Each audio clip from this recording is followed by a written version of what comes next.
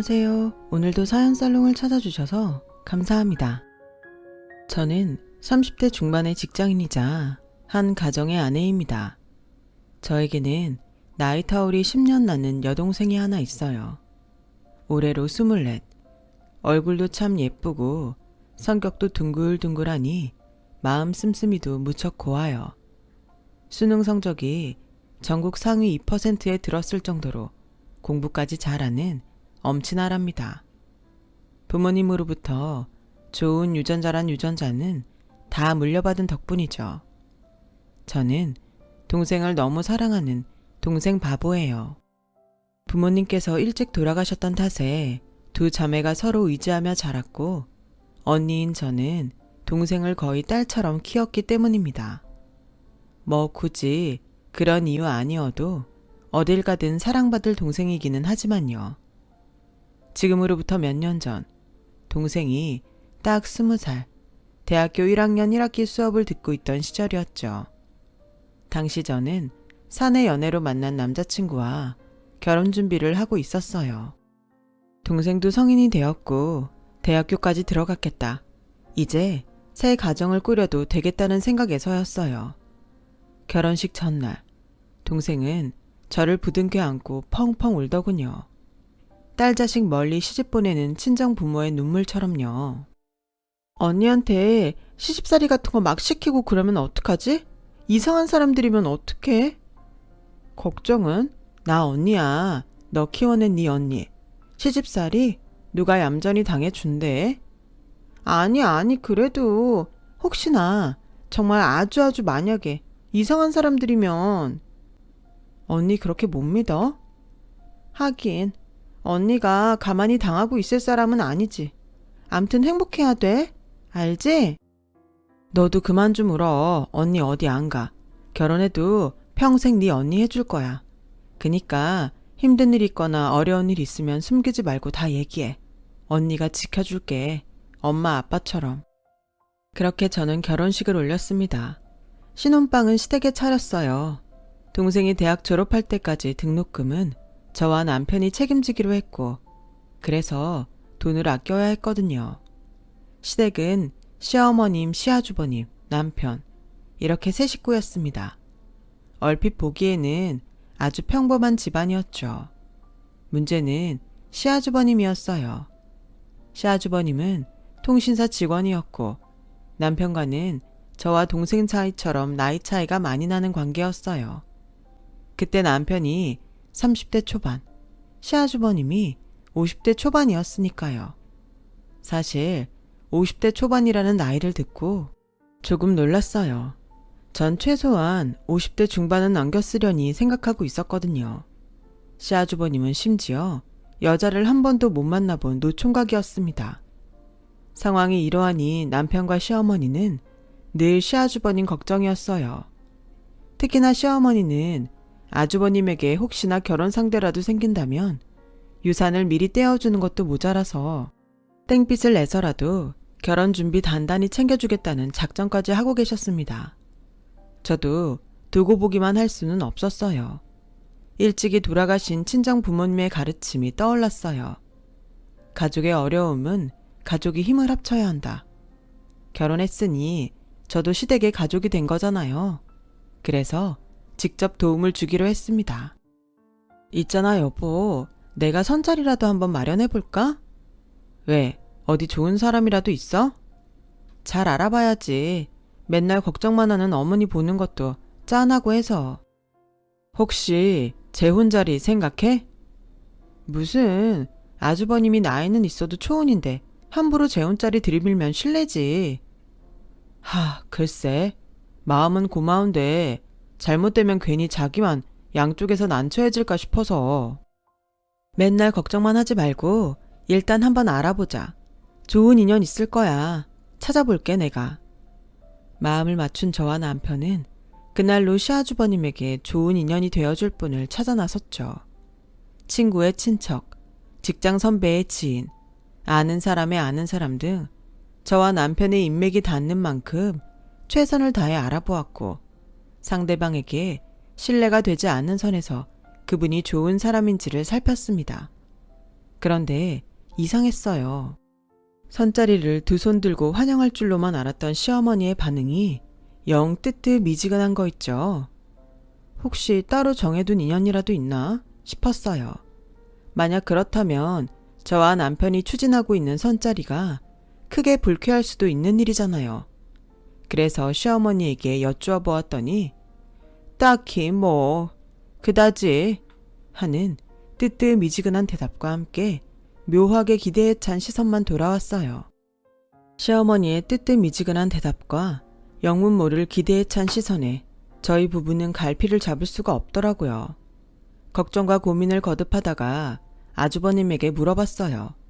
선자리를 만들면 나갈 의향이 있냐고요. 그러자 아주버님은 기다렸다는 듯 한박 웃음을 지으며 나가겠다고 대답했어요. 시아주버님도 시어머니의 기대와 똑같이 시선을 저희 부부에게 보내더군요. 그때 그 기대가 무엇인지 미처 몰랐던 저와 남편은 준비해둔 선자리들을 예정대로 진행했어요. 그런데 혹시 상대분들이 다들 마음에 들지 않으셨나요? 재수 씨는 그걸 꼭 말로 해야 하나 보죠? 아니요, 보면 알겠어요. 처음에 한두 번은 말도 없이 커피만 마시다가 일어났다고 하고 지난주랑 오늘은 펑크까지 냈으니까요. 그래서요. 그분들 어디가 어때서 인연이 되기에 부족했는지를 알려주셔야 저희가 다음 준비를 해드릴 수 있잖아요. 나이가 너무 많아요. 네? 요즘 남자 나이 50이면 한창입니다. 여자 나이 50이면 쉬어 터진 찬밥이고. 혹시 그 말을 상대방 앞에서 하신 건 아니죠? 했는데요. 안 됩니까? 실망입니다. 이런 분인 줄은 몰랐네요. 알았으면 선자리 안 만들었죠. 황당했어요. 상대방 여성분들께 하나하나 연락을 드려 시아주버님의 무례에 대한 진심 어린 사과를 전했어요. 그분들께서는 저희가 무슨 잘못이냐며 용서해 주셨지만 용서를 받으면서도 죄송하고 면목이 없더라고요. 특히나 여자 나이 50 어쩌고 했던 시아주버님의 말은 화가 참 많이 났고 도저히 그냥 넘어갈 수가 없었습니다. 저희 부부의 체면 때문이 아니에요. 남자 여자를 다 떠나서 사람이 사람에게 쉬어 터진 찬법 어쩌고 하는 건 되게 몹쓸 짓이니까 화가 난 거죠. 고민하던 저와 남편은 시아주버님의 인연 찾기를 완전히 그만두었어요. 더는 누구도 소개를 시켜줄 엄두가 나지 않더라고요. 행여 선자리가 잘 되어 결혼을 한다고 쳐도 결혼 다음이 더 걱정이었고요. 여성에 대한 잘못된 가치관을 가지고 있는 시아주버니가 이어주었다는 건 하나만으로도 저와 남편은 이미 큰 잘못을 저지르는 것이기 때문이었어요. 저와 남편이 선자리 만들기를 그만두거나 말거나 시아주버님은 자기가 무슨 잘못을 했는지도 모르는 주제에 저희 부부를 향해 자꾸만 기대에 찬 시선을 보내왔습니다. 그래서 저와 남편은 솔직하게 다 얘기했어요. 지금 그 마음가짐으로는 더는 선자리를 찾아줄 수가 없다고요. 시아주버님은 기가 팍 죽어 방으로 들어가 버렸고 그러기가 무섭게 시어머니가 저에게 한 소리 하더군요. 예, 넌 한솥밥 먹는다는 애가 그렇게 눈치가 없니? 눈치요? 무슨 눈치요? 시아주버님 되는 사람이 왜 퇴짜를 놨는지 진짜 바라는 게 무언지 그렇게 모르겠어? 진짜 바라는 거요? 젊은 여자 말씀하시는 건가요, 지금? 젊기만 하다고 다 되는 거야? 그럼 젊고 예쁘기까지 한 여자요? 그거 되게 많이 잘못 생각하시고 계시는 거예요. 어머님, 솔직히 시아주버님 동년배 중에서도 좋은 분 만나기 쉽지가 않은데 젊고 예쁜 여자라뇨. 욕심이죠. 그리고 여자 나이 50이면 쉬어 터진 찬밥이다. 그런 몹쓸 말이 세상에 어딨나요? 답답하기는 에이. 그렇게 다툼의 며칠이 흘러갔습니다. 시어머니가 자꾸만 눈치 없다는 핍박을 던졌지만 저는 굴하지 않았어요. 눈치가 없는 게 아니라 아주버님의 가치관이 잘못된 탓이라며 당당히 맞섰어요. 그런 가치관을 갖고 있는 사람에게는 함부로 인연을 소개해 줄 수가 없겠다고 딱 잘라버렸죠. 그러거나 말거나 시어머니의 핍박은 계속되었고 시아주버님도 수시로 뭔가 기대에 찬 눈빛을 계속 보내왔어요. 저와 남편이 아무리 더 이상의 선자리는 없다고 완강하게 잡아떼어왔자 아주버님의 기대에 찬 눈빛은 그치지를 않더군요. 아주버님은 정 그러면 자기가 알아서 할 테니 걱정하지 말라며 이상한 자신감을 보이면서도 계속 기대에 찬 눈빛을 보냈어요. 왠지 느낌이 이상했어요. 그런 아주버님에게서 불길한 기운이 느껴졌습니다. 그러던 어느 날 아주 늦은 밤중에 동생이 저를 집 밖으로 불러내었어요. 좀처럼 그런 일이 없었던 아이였는데 무슨 일이 생겼구나 싶었어요. 걱정되는 마음에 급히 나가보니 동생이 저를 마주하자마자 펑펑 울어버리더라고요. 저는 일단 동생이 마음껏 울도록 울고 싶은 만큼 다 울 때까지 걱정을 꾹 누르며 기다렸죠. 한참을 울던 동생은 또 한참을 망설이다가 어렵게 이야기를 꺼냈어요. 나 오늘 어디 갔다 왔는 줄 알아? 선짜리. 술 마셨니? 취했어? 술은 입에도 안 되는 거 알면서. 그럼 진짜라고? 너 나이가 몇인데 소개팅도 아니고 선을. 있잖아 언니. 딱 보니까 원해서 나갔던 것도 아닌 것 같고. 누구니? 어떤 미친놈이 보냈어? 너네 교수? 넌 또 그걸 나가란다고 나가니? 그럼 나보고 어쩌라고. 언니네 시어머니가 자꾸 나가라고 좋은 사람이라고 들볶는데. 순간 제 머릿속에 불길한 무언가가 떠올랐습니다. 제발 아니기를 바랐어요. 설마 했죠. 선자리에 언니네 시아주버님이 나왔더라. 짜증나. 뒤통수를 얻어맞은 느낌이었어요. 아니, 세상이 무너져 내렸어요. 하지만 일단 그 자리에서는 정신을 붙들어야만 했죠. 제가 동생에게는 엄마 아빠 대신이니까요. 동생을 지켜줄 가족이라고는 이 세상에 딱 하나, 저밖에는 없었으니까요. 그래서 저는 동생부터 다독였어요. 그 어리고 여린 것이 얼마나 놀랐던지 온몸이 너무 차더라고요. 차라리 미쳐버리고 싶은 심정이었죠. 곧 남편이 도착했고 동생은 저희 부부에게 그간 모든 일들을 들려주었어요. 아니 글쎄 시어머니라는 인간이 저희 부부의 상견례 날부터 몰래 동생에게 연락을 했다더군요. 처음에는 평범한 안부 인사 정도였답니다.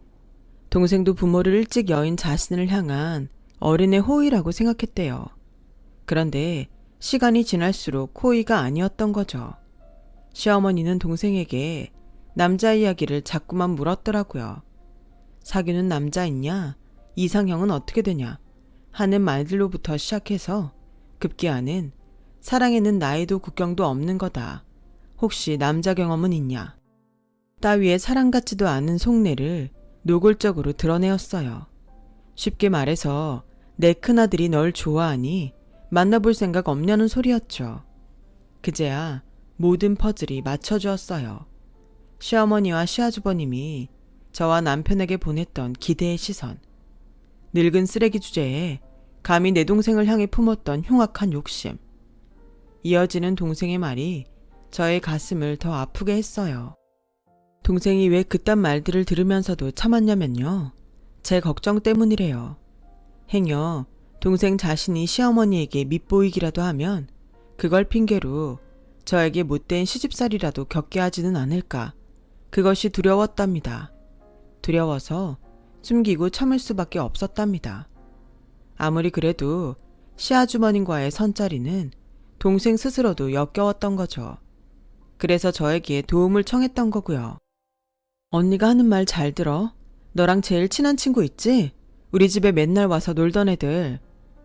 걔들은 왜? 당장 경찰에 신고하고 싶은데 지금 상황에서는 죄 따지기도 힘들 것 같고 또 너도 부담스러워할 것 같고 일단 걔들한테 다 얘기해. 네 잘못 하나도 없으니까 부끄러워하지 말고. 그리고 같이 여행 좀 가 있어. 형부가 보내줄 거야. 해외든 어디든. 다음은? 언니는 뭐 어쩌려고. 그러다 그 사람들이 언니한테 해코지라도 하면 어떡해. 결혼식 전날에 했던 얘기 벌써 까먹었니? 네 언니 계속 할 거야. 내가 지켜줄 거야. 언니도 되지만 엄마 아빠 대신이기도 하니까. 동생을 그 흉악한 인간들로부터 떼어놓는 것이 급선무였죠. 급한 대로 남편을 동생에게 붙여주었어요. 휴대폰 번호도 바꿔주고 동생을 친구들과 함께 여행을 보내놓은 다음에 쓰레기 모자 몰래 동생이 머물 거처까지 마련해놓고 돌아오라는 신신당부를 해가면서요. 그러고는 그 길로 저 혼자 시댁에 쳐들어갔습니다. 쓰레기 같은 모자도 사태를 대충 짐작하고 있던 모양이죠. 차갑게 굳은 저의 얼굴을 마주하기가 무섭게 도망치듯 방으로 들어가 버리려 했습니다. 저는 그런 그들에게 소리쳤죠. 이래서 젊고 예쁜 여자 찾았구나. 남의 집 갓 20살짜리 동생이 탐나서? 그래도 내가 시어머니인데 반말은 좀 심하구나. 이 상황에 무슨 말을 못할까. 더 개 같은 말도 듣고 왔는데. 개 같은 말일 것까지는 없지 않니? 까놓고 사돈 처녀는 여자고 우리 큰아들은 남잔데 마음 맞으면 한 입을 덮고 살 수도 있고 그러는 거지. 왜? 법적으로다가도 겹사돈이라는 게 있다드만. 뭐? 겹사돈? 그건 지들끼리 사랑할 때나 얘기고. 기왕 이렇게 된 거 너도 받아들여라. 손주 계획은 대학 졸업할 때까지 미루라고 당부할 테니. 닥쳐 좀. 나이 50짜리 쉬어 터진 찬밥 찌끄레기를 어디다 들이대? 꼴에 썩은 냄새 풀풀 풍기는 주제도 모르고 감히 누구한테? 나도 결정하기 쉽지 않았다. 그런데 어쩌겠니? 이게 다 부모 마음인 것을. 누가 누구 마음대로 뭘 결정했다는 건지 모르겠고 이거 하나만 똑바로 알아도 그런 걸 사람들은 보통 정신 이상이라고 그래. 부모가 아니라 미친 사람이라 그런다고. 말을 마친 저는 시아주버님, 아니 나이 50살 처먹고 쓰레기로 늙은 장병구 씨에게 딱 한마디 했어요. 야, 장병구, 길게 말할 가치도 없다 넌. 더러운 새끼. 저는 그 길로 짐을 챙겨 시댁에서 나왔습니다. 다시는 그 쓰레기 모자와 상종도 하지 않을 작정이었죠. 남편도 저의 편이었습니다. 제가 한바탕 쑤시고 떠난 뒤에 시댁을 찾아가 남편이 또 한 번 뒤집어 놓았고 의자를 확정 지었죠. 제가 동생을 지키기 위해 부탁했던 임무들도 모두 완수해 주었고요. 그런 저희의 경고가 먹혀서일까요? 쓰레기 모자는 한동안 잠잠했습니다. 동생이 여행에서 돌아온 뒤로도 이상한 조짐은 없었어요. 그렇게 사건은 마무리되는 줄 알았죠. 하지만 쓰레기 모자는 더러운 심성을 끝내 버리지 못했어요. 시작은 시모였어요. 동생의 학교를 수시로 찾아오기 시작했다더군요. 동생의 친구들이 시모를 쫓아내봤자 며칠 뒤면 천연덕스럽게 다시 나타났습니다. 신고도 해보았지만 경찰도 뾰족한 수가 없는 모양이더라고요. 시모가 동생에게 직접 해코지를 한 적이 없다는 이유에서였습니다. 이해해요. 쓰레기 모자의 흉악한 행동들에 대한 이야기를 처음 듣던 날, 저 또한 경찰들도 처벌까지 이끌고 가기는 힘들 것이라고 예상했으니까요. 그래도 동생을 지켜줄 친구들이 많아서 참 다행이었어요. 물론 다행이라고 해서 당하고만 있을 생각은 아니었죠. 저와 남편은 때를 기다렸습니다. 그러던 어느 날 추악한 장병구가 저희 부부에게 빌미를 주었죠.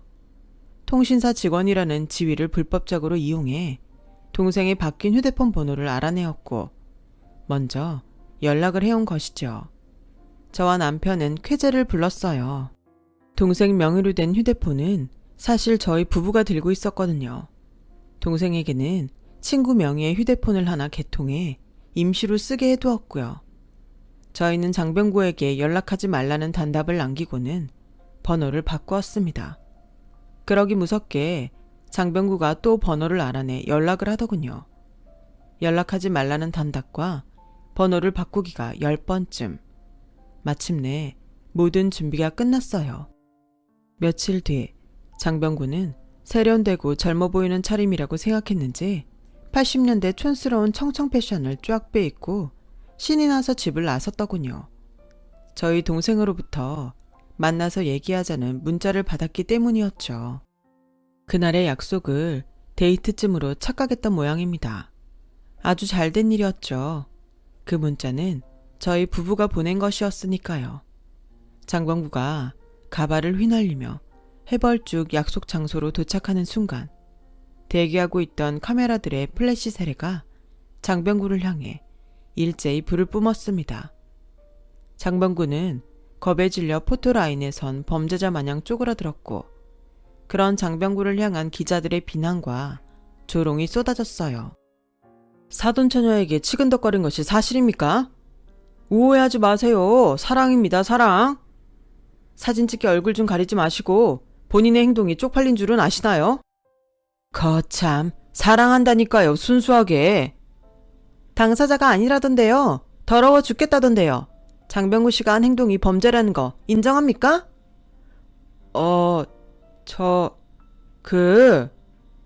쪼그라들다 못해 체면이고 나발이고 울먹이기 시작하는 꼴이 꼴사납더군요.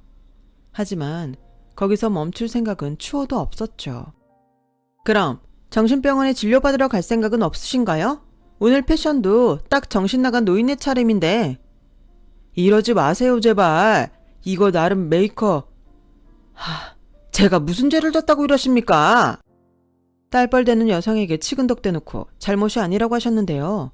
그럼 스스로가 당당하다면 이 사실을 기사를 내도 되겠습니까? 살려주세요.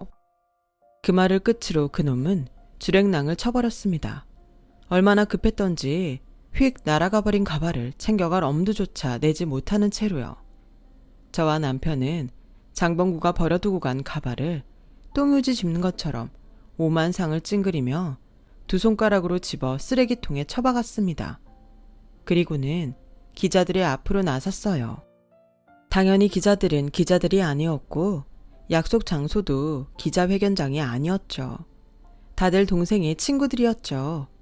동생을 지켜주기 위해 저희 부부의 부탁을 들어준 고마운 친구들이었어요. 저와 남편은 감사한 마음을 가득 담은 금액을 친구들에게 전했습니다. 혹시 친구들이 부담스러워할지도 모르니 나중에 동생과 같이 맛있는 거라도 먹으러 다니라고 하면서요. 기자회견을 마친 저와 남편은 다음 계획을 위해 찢어졌어요. 저는 친구들이 찍어둔 사진 파일들을 인화했고 그 길로 시댁에 쳐들어갔습니다. 그놈은 제가 도착할 때까지도 자기 엄마의 품에 안겨 흐느끼고 있더라고요. 그렇다고 뭐 동정 따위 베풀어줄 이유는 없죠. 쓰레기 모자와 마주하기 무섭게 그들의 낯짝에 사진들을 던졌어요. 귀싸대기 때리듯이 아주 찰지게요. 사진을 본 쓰레기 모자는 아연실색이 되더라고요. 그 사진은 추잡스러운 장병구들로 가득했습니다. 촌스러운 청청 패션으로 약속 장소에 해벌쭉 들어와서 가짜 기자들로부터 각종 비난과 조롱을 당하며 범죄자처럼 쪼그라들었던 모습 그대로요. 마침내는 꼴사납게 주랭랑 치면서 가발까지 휙 벗겨지는 장병구까지 모두. 그 사진들에 아연실색한 쓰레기 모자의 낯짝이 얼마나 우스꽝스럽던지 혹시 오줌은 안 지렸나? 궁금하더라고요. 이럴 줄 알았으면 요실금 기적이라도 가지고 올 걸 그랬다 싶었습니다. 축하해. 당신들 오늘부로 대한민국 공식 쓰레기 되게 생겼어. 그럼 여긴 집이 아니라 쓰레기통이 되는 거네. 이것이 보자보자니까 시애미 앞에서 버릇없이? 큰소리칠 상황이 아닐 텐데 지금. 하긴 눈치가 있으면 지들이 사람 새끼 아니라는 거 진작에 알아먹고 치근덕거릴 일도 애초에 없었겠지. 그깟 겹사돈 하나가 뭐 그렇게 대단한 일이라고 이렇게까지 사람을 비참하게 만들어. 비참? 착각하지 마. 아직 시작도 안 했어. 기사 나가면 그때부터 시작이지. 순간 쓰레기 모자가 무언가를 깨달은 모양인지 바닥에 널브러진 사진들을 급히 주워 찍기 시작했습니다. 가소롭더군요. 나이 50 처먹고 다 쉬어 터진 찬밥꼬라지라 무식해서 모르는 모양인데 사진은 수천 번이고 다시 뽑으면 그만이야. 그러니? 이거 참 미안하게 되었어. 용서해 주렴. 당신들 같으면 이게 용서가 될 일일까? 그래. 말만 하렴. 뭐든. 우리가 어떻게 해주면 기사 나가는 거 막아주겠니? 쓰레기답게 쓰레기처럼 쓰레기통에 처박혀서 없는 것처럼 지내. 다시는 나랑 내 동생 앞에 얼씬도 하지 말고 당신 둘째 아들도 없다 생각하면서 찌그러지라고. 내가 원하는 건 그것뿐이야. 그래, 그러자. 약속하마. 그리고 마지막으로 경고하는데 나는 거리에 쓰레기가 버려져 있다고 피해가는 쪽이 아니야. 오히려 싹 갖다가 치워버리는 쪽이지. 내가 사랑하는 사람들에게 똥 뿌리는 쓰레기라면 더더욱 확실하게. 혹시 몰라서 참고하시라고. 마침 자신의 임무를 마친 남편이 도착했습니다. 남편은 가지고 온 종이 한 장을 장병구의 가슴팍에 거친 손으로 안겨주었습니다. 그 종이를 본 쓰레기 모자는 사색이 되었어요. 남편은 저의 동생과 함께 곧장 경찰서로 이동해 아주버님을 고소했죠. 통신사 직원의 지위를 이용해 동생의 개인적인 정보인 전화번호를 불법으로 알아낸 혐의였죠. 그래요. 남편이 가져온 그 종이는 저희 동생이 아주버님을 개인정보보호법 위반으로 고소했다는 고소 접수증이었습니다. 망연자실한 쓰레기 모자는 한숨만 퍽퍽 내쉬었고 모든 작전을 성공한 저와 남편은 쓰레기통을 유유히 빠져나왔습니다. 장병구 씨는 개인정보보호법 위반으로 벌금형 처분을 받았어요. 그 사실이 직장에 알려진 탓에 해고 처리되어 지금은 백수신세가 되었답니다. 그러는 한편으로 혹시나 저와 남편이 마음이 변해 그날의 사진과 기사들을 온 세상에 공개하지는 않을까 하는 걱정에 시달리면서 지내고 있어요. 평생 안 알려줄 겁니다. 죽을 때까지 노심초사하면서 살라죠. 사랑하는 내 동생에게 불안한 시간들을 안겨준 것에 대한 벌입니다. 누구든 원치 않는 지나친 관심은 그 사람에게 괴로운 시간이고 또 범죄라는 것도 알았으면 좋겠네요. 저는 30대 중반, 동생은 20대 중반이 되었어요. 동생은 몹쓸 사건들을 겪었으면서도 대학을 조기 졸업했고 저희 부부와 잠시 함께 지내는 중입니다. 그리고 저는 이제야 한시름 덜었어요. 언니인 저의 사랑보다 더 깊은 사랑을 아낌없이 줄 남자가 동생에게 생겼거든요. 좋지 않은 일을 겪은 동생이 더 행복하게 살았으면 하고 진심으로 바라봅니다. 저의 긴 사연 들어주셔서 고맙습니다. 들어주신 분들 항상 꽃길만 걸으시길 바랍니다. 여러분, 사연 댓글에 응원과 현명한 조언 부탁드려요. 좋아요와 구독은 저에게 큰 힘이 됩니다. 오늘도 좋은 일 가득하세요.